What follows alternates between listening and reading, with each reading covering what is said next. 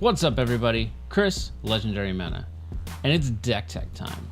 And I want to show you and share a deck that I like playing when I go play with my friends, either at Friday Night Magic, modern Friday Night Magic, that is, or whether it's kitchen table or playing just for fun, casual fun. And a lot of these cards, if you've played Standard recently, within the last 2 to 3, 4 years ish, a lot of these cards you'll already have, so, or at least most of them. This is not necessarily a budget deck, but I would say for modern, it's budget-ish. It comes in around about $380 for the deck, plus the sideboard, so main board, and then the sideboard is right around $100. So total of about $486, which is kind of like on the lower curve for modern decks, and it's semi-competitive. I mean, if you go to, say, a modern tournament, I brought it to a modern tournament, and I've done pretty well with it. It's not going to beat your tier ones like Death Shadow or any of that, but it's a fun deck to play. It's fun to play against other people, and it has a lot of disruption to it. So without further ado, I'd like to get into it. Let's switch screens here. So instead of doing I used to do these animated deck tech videos. Man, those take a long time. So I've been trying to figure out a really cool way to do it, and I've seen other people do this. So I'm doing a live deck tech. So I'm going to do it live. That way it minimizes my time to put them together, and hopefully if this all works out, I can do these at a much quicker pace. I actually already have a couple other decks.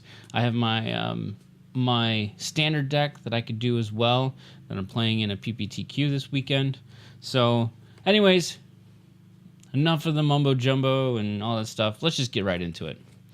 So first off, let's go ahead and just go straight to the overhead.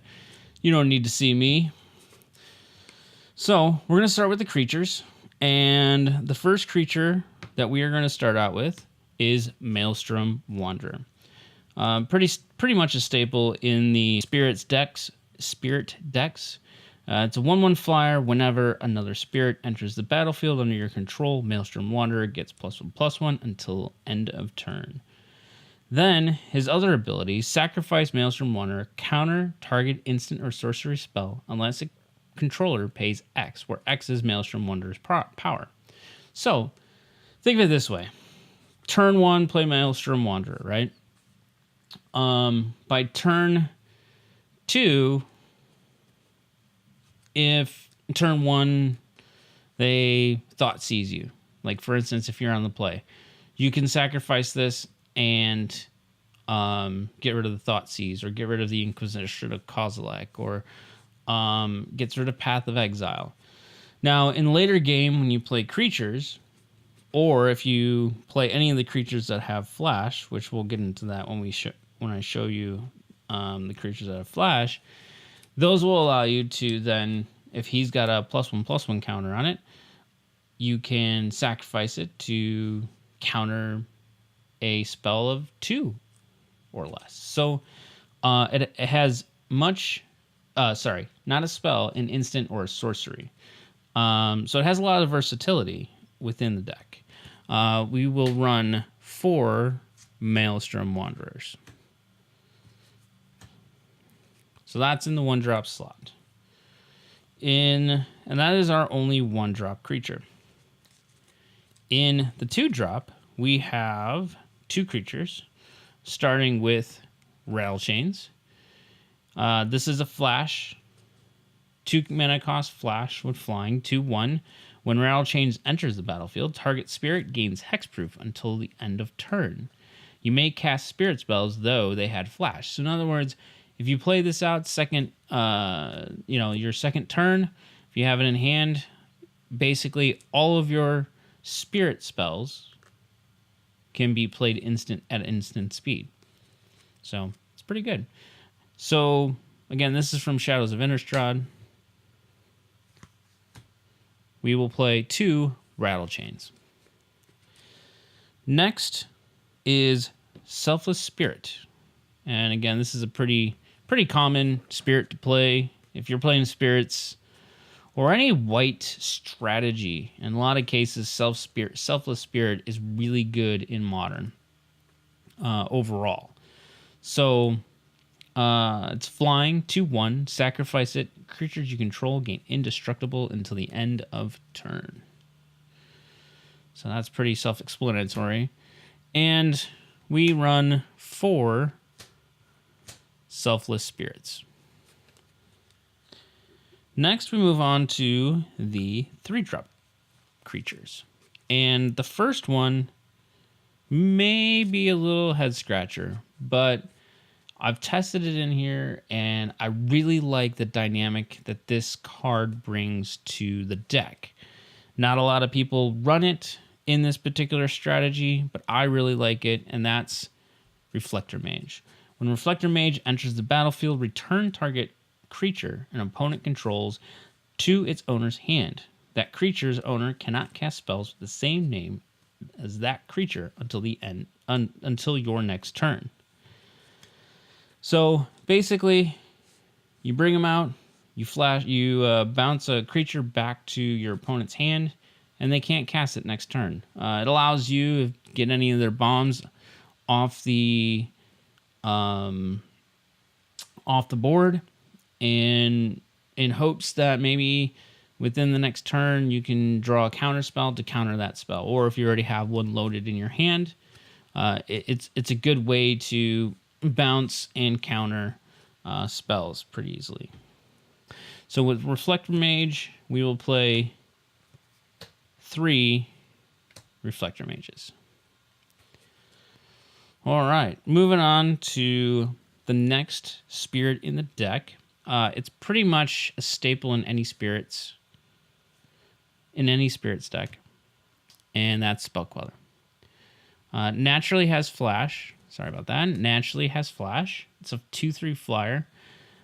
Basically, the way this reads, when you can cast this at instant speed, which you can exile a spell on the stack that is 4 with converted mana cost 4 or less.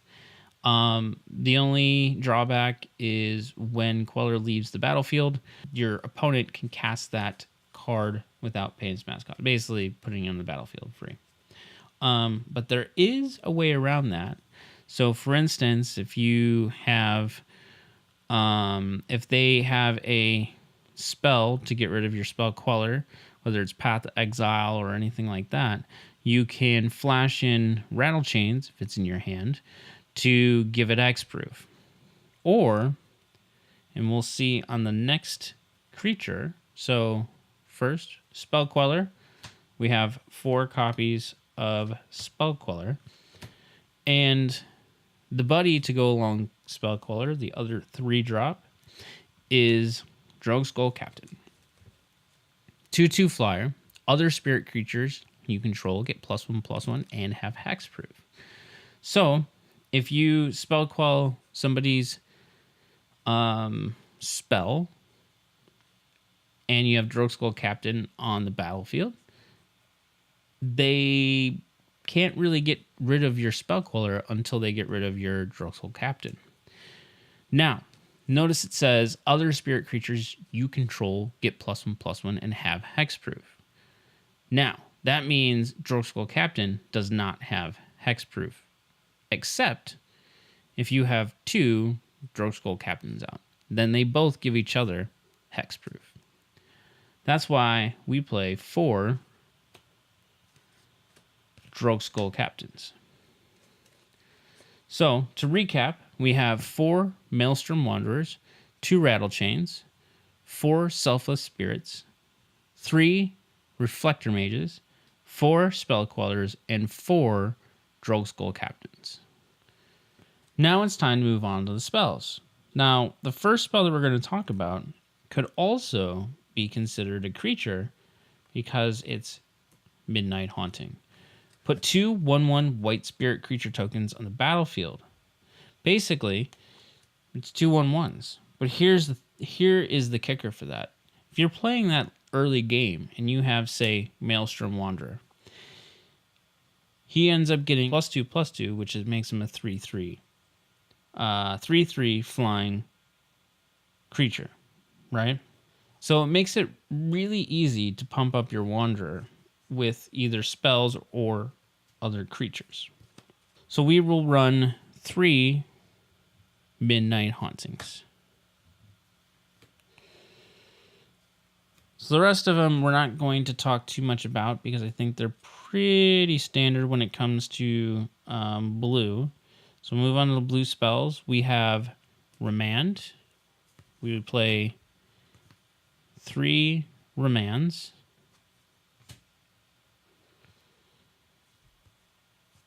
Serum Visions. We run 4 Serum Visions in this deck because I feel like this deck really is starving to get cards. We'll run only 2 Path of Exile. I feel like more paths slow the deck down. The only bit of creature removal that we have in this deck are Immolating Glare. Some people don't like this card, so you could always sub it out for something else, but maybe putting 2 other Pathic Exiles out. But I really like these because if somebody's swinging at you and you don't want to give them a land, you can choose to use Immolating Glare. So we use 3 Immolating Glares in this deck. Like I said, you can easily sub them out and add 2 Path of Exiles and maybe 1 other Remand or even another Midnight Haunting if you choose to. And then the last spell that we have in the main board is Cryptic Command. This is by far the most expensive spell that we have in the deck. So we run 2 Cryptic Commands. The land base is pretty simple. We run 4 plains, 5 islands. We run 3 Flooded Strands. We run 4 Seachrome Coasts, 3 Glacial Fortress, and 3 Cavern of Souls. Now, if you really want to make a budget build, you could take out the Cavern. So the Cavern would drop out about $120 of the deck. So you could easily drop out the Caverns, but any of these other ones, they're pretty crucial to the deck. And even Cavern is very crucial when you're playing against control mirrors. But if you have to, you can take Cavern out, add another Glacial Fortress, add another Flooded Strand, and then add either another plane or island. I would probably add another island. And for those who have never seen those special lands, I'm going to show you. We have the 3 Flooded Strands, which are the fetch lands. We have 4 Seachrome Coasts. So basically it enters in play tap unless you have 2 or fewer lands in play.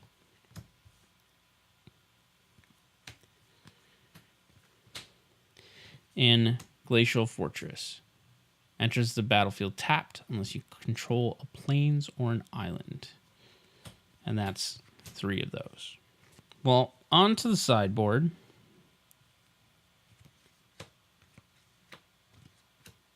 And tokens. I usually will carry 6 spirit tokens because you will likely use them, especially if you cast Midnight Haunting several times. So the cards that I have in the sideboard, starting out with Hindering Light. Counter target spell that targets you or a permanent that you control, draw a card. So it's just basically, the ability to counter a spell and draw a card. So usually what I would do is if I need to play more control magic, I will take out the Immolating Glares and put in, and put in the 3 Hindering Lights. So in our sideboard, we have 3 Hindering Lights. Now for those aggro matchups, a card that I use that some people scratch their head, but it works on aggro matchups. Even though we are an aggro deck, it's kind of mid-rangey-ish. It leans more toward the aggro spectrum, but it has some control elements to it. And that's playing Supreme Verdict in the sideboard. Now, some people will be like, well, this is going to destroy your creatures too. And what I say to that is, that's why you have Selfless Spirit. So let's just say you are playing an aggro matchup. I would try to always keep Selfless Spirit in your hand at all times. That way, in instances that you play that you need to start getting rid of creatures, you could play Selfless Spirit, sacrifice it, and play Supreme Verdict and wipe the board. And keep your creatures, because all your creatures gain indestructible until the end of turn. So that's how you play around getting hosed by your own removal. And we only play 2 in the sideboard. And that's why, first off, you don't mainboard it in the first place. So the rest of these are all white enchantments. Rest in Peace helps you against graveyard strategies. We run 2 of those in the sideboard. And next up, we have Leyline of Sanctity, and that's in the board for decks that really, for mill decks or anything that targets you. Let's just say Storm. So we will play 3 Leyline of Sanctities in the sideboard. We run 2 Stony Silence, and that's for those artifact base decks. And 3 Ghostly Prisons. Creatures cannot attack you unless their controller pays 2. So I would put this in a lot of aggro matchups. We run 3 of Ghostly Prison. So now that I showed you the deck, we're going to move into the breakdown and kind of just show you everything that's in it, costs, and so on and so forth. I know I said some costs earlier, and I think I misspoke. So I looked at it again, and we need to update the costs. Just slightly, though. So the overview of the deck, we're going to move over to the types. We have 23 lands, 17 spells, 20 creatures, and then your 15 cards in the sideboard. So the details breakdown for this particular deck is pretty even when it comes to the card type distribution. We have about 33% of it is creatures, 38% of it is land, and 28% is spells. So it's a pretty good pie when it comes to the card distribution, which is very important when building a deck. And then we have about 57% blue, 43% white. So the price for this particular deck on the main board is $349, and the sideboard is $105. Now, keep in mind, if you've played Standard for a little while, you're going to have, chances are you're going to have some of these cards already. And if you've played Modern for a while, a lot of these are staples in Modern. So, for instance, Cavern of Souls, Path to Exile, Midnight Haunting is not necessarily a staple, but it's pretty cheap. It's around the 60 cents mark. Cryptic Command is also pretty much a staple. 2 copies of those will hit you for about $62. The mana base is pretty inexpensive. Your most expensive is looking at Seachrome Coast, which is about let's see, $7 each-ish, around there. In your sideboard, I think your most expensive is Leyline of Sanctity. Beyond that, Rest in Peace, Stony Silence, Ghostly Prison, Supreme Verdict, and Hindering Light are pretty inexpensive. So let's see how this works out. Let's see what a starting hand would look like. So this is interesting. I would probably keep this hand. Play your Flooded Strand first, and then you pay your life. Land, then you can play Selfless Spirit. I would likely also on your first draw do this and Serum Visions, so you can kind of draw and start getting the engine going and seeing your cards, since you have 2 in hand. If the next hand you get, the next one you would get a Plane, Remand, Midnight Haunting, Seachrome Coast, Islands. So kind of just gives you a preview of what your first 10 turns are, right? So you'd have a Selfless Spirit with a Midnight Haunting. You would have scryed 2 twice, so 1, 2. You likely would have started pitching lands to the bottom, or I would anyways. I would have pulled and kept the Remand. Let's see, what would be the next?